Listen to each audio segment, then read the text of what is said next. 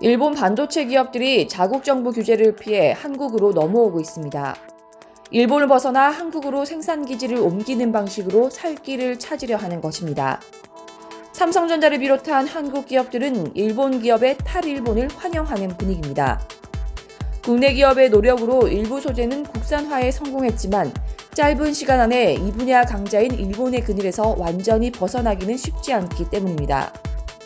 실제로 국산화가 더딘 규제 품목인 플루오린 폴리이미드의 올해 수입 비중은 92.9%로 수출 제한 조치 이전과 비슷합니다. 탈일본하는 기업들 중에는 이름만 들어도 업계에서는 다 아는 세계적 기업들이 포함되어 있습니다. 다이오 홀딩스는 5월 20일 한국 다이오잉크와 합작법인을 세우고 충남 당진에 168억 원을 투자했습니다. 다이오 홀딩스는 프린트 배선판 회로 패턴을 보호하는 코팅 재료, 솔드 레지스트 분야에서 전 세계 점유율 1위입니다.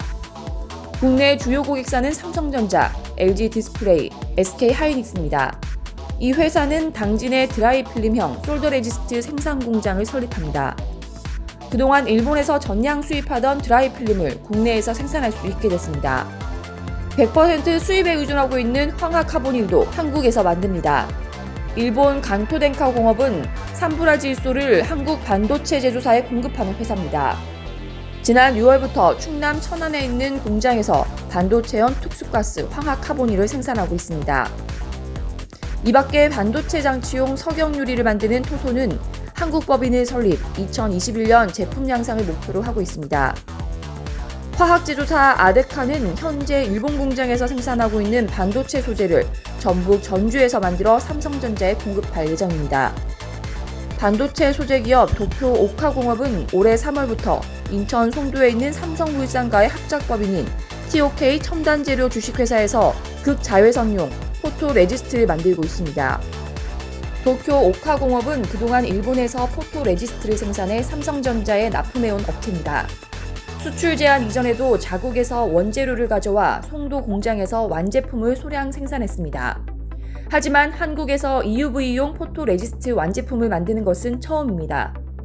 현재 삼성전자는 7나노미터 이하 크기의 반도체를 만들 때 EUV용 포토 레지스트를 씁니다.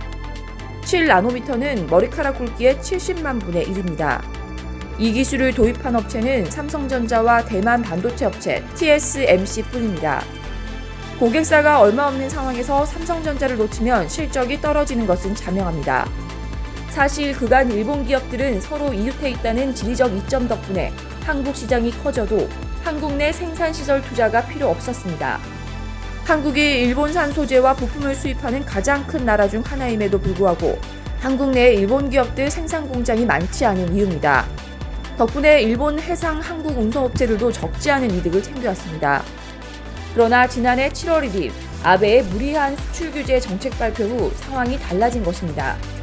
살아남아야만 하는 일본 기업들은 자국의 까다로운 수출 허가 절차도 피하고 삼성전자, SK 등 대형 고객을 잃지 않기 위해 한국 내 공장 이전이라는 선택을 한 것입니다. 반도체 업계 관계자는 수출 규제 이후 실적 부진을 겪은 일본 반도체 소재 기업이 삼성, SK 등 주요 고객사와 관계를 이어가기 위해 국내로 넘어오는 사례가 늘어날 전망이라고 예상했습니다. 이상 광화문 비통신이었습니다.